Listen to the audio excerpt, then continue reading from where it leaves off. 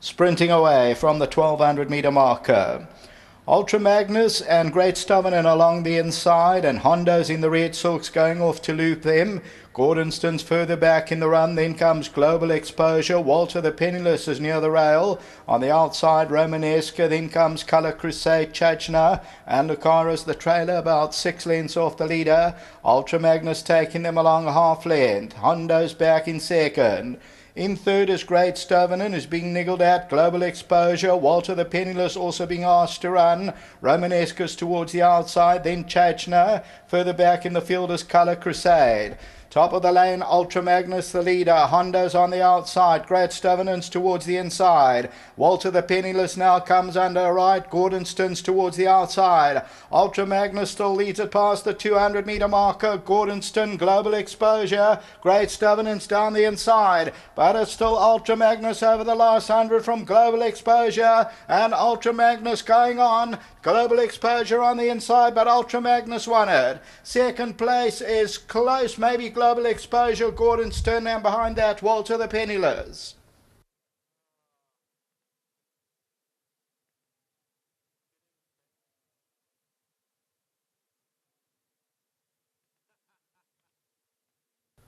Number 11, ULTRA MAGNUS, hopped away smartly, the Oratorio, Anton Marcus.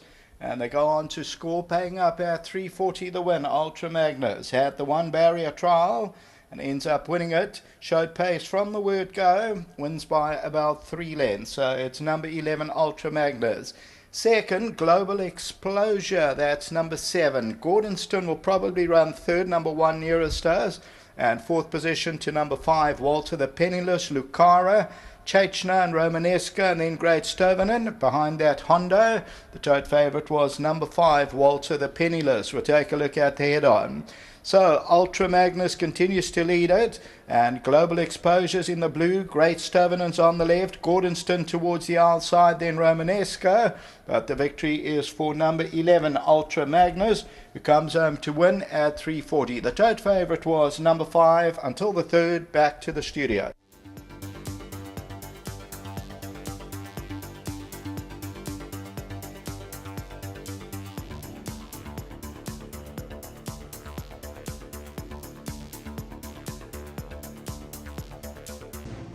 Well, it's a massive debut here for number 11, ULTRA MAGNUS. I say massive because there were a few horses that were quietly fancied by their respective yards, but the son of Oratorio, just the way he took his barrier trial, he's come back, and he's come back well. And Peter Muscat, the man in charge of Brett Crawford's yard here in KZN, is going to tell us a bit more about this horse.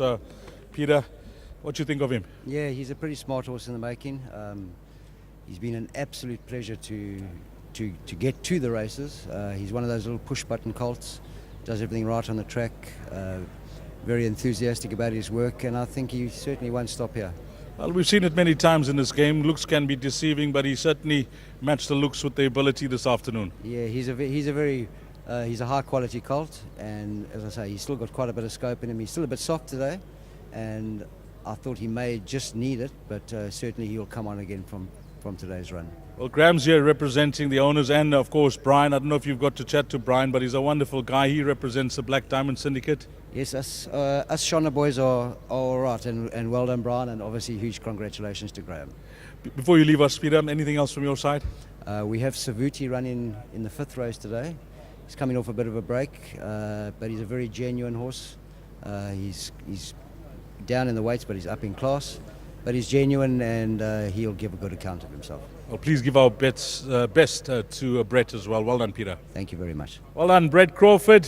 You look to have a lovely horse on your hands. Graham, as I mentioned, is on course. He was short and sweet. D's. I'm not going to chat to you now. Hopefully I'll chat to you after the race, which was a tongue-in-cheek comment, but it's paid off, Graham. Yeah, we've liked this horse from a long while ago. He's done everything right. And his barrier trial was exceptional. He went up against 2 well-exposed horses in My Pal L and Moonlight Shadow.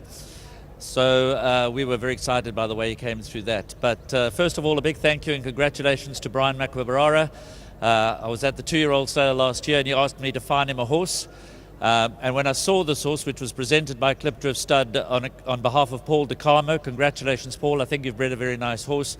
I just fell in love with him.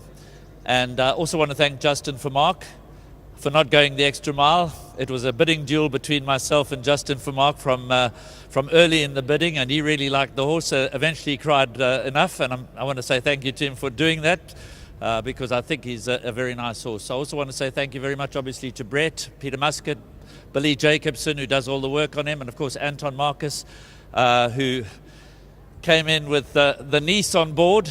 That's Glenn's and Nicoline's daughter. And therefore Anton Marcus's niece.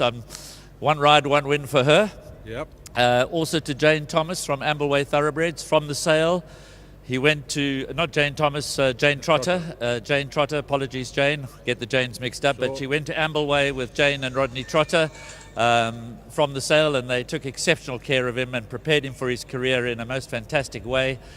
And lastly, as joyous as I am today, of course, I'm tempered with a tinge of, more than just a tinge of sadness. It came as a big shock to learn of my former colleague and mentor, Clive Gardner's passing on Monday. He was busy with an auction sale, suffered a severe heart attack, was taken to hospital in Pretoria. I got a call on Monday evening from Bruce Gardner, who's Clive's cousin, and Bruce, obviously you know from his involvement in racing, to tell me that Clive was not in a good way. He was in a life support system, and I got the message early the following morning to say that he had unfortunately passed away. To Melanie, to the family, I can't express in words your loss. I've lost a great friend, and as I said, a guy who guided me throughout my auctioneering career. It's just impossible to believe that Clive is gone. Peter, Clive and I were once known as the Three Musketeers. Well, Peter passed away some time ago, and to lose Clive this week is a great tragedy. So I just, on behalf of my family and behalf of the industry, would like to express our sincere condolences to all of Clive's family. We are going to miss him greatly. Thanks, sir. Thank you. Thanks for that, Graham. And yeah, as Graham mentioned it, to the Gardner family, be strong, and condolences from everybody in the racing fraternity. But well done to the guys here, Graham Hawkins, Brian. Hearty congratulations, my man. You look to have a lovely horse on your hands here. And of course, the Brett Crawford team with the son of Oratorio. And 11, 7, 1 and 5, your provisional result, race number 2. Up next, it's pick 6 time, 1400 hours, 2 o'clock.